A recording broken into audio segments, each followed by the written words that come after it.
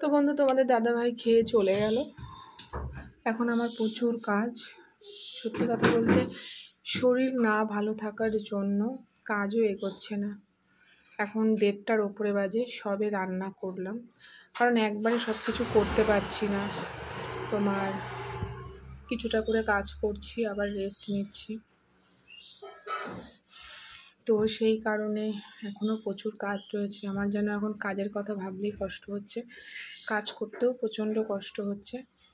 তো দেখো, গ্যাস, বাসন, ঘর মোছা সব বাকি, সব।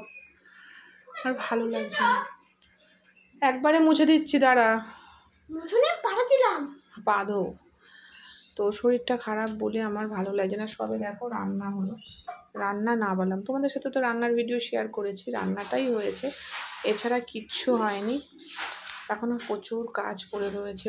মেন গ্যাস মুছবো, বাসন মাজবো, ঘর মুছবো, স্নান করব তারপর। তো তোমরা আমার পাশেই থেকো, এভাবেই থেকো আমার পাশে। আর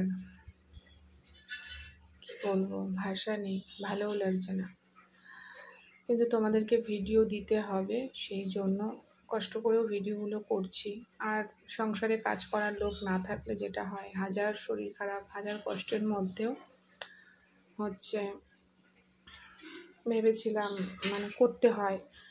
মাকে বলেছিলাম আসতে, আমার মাকে কটা দিন এসে থাকবে, বা মা বলেছিল আসবে, গত বুধবারে আসার কথা, কিন্তু ওখানেও একটা ঘটনা ঘটে গেছে। আমার এক জেঠিমা মারা গেছে, তো ওনারা আসতে পারবেন না, যেহেতু এখন অসুস্থ চলছে। তো সেই জন্য আমাকেই করতে হবে। তো যাই হোক, তো চলো আমি কাজগুলো সারি। আর কাজের ভিডিও আমি শেয়ার করছি না। তো রান্নার পরে যে লাস্ট কাজগুলো আছে সেগুলো আমি সেরে নিয়ে তোমাদের সাথে পরে অন্য কোনো ভিডিও শেয়ার করব। তো চলো।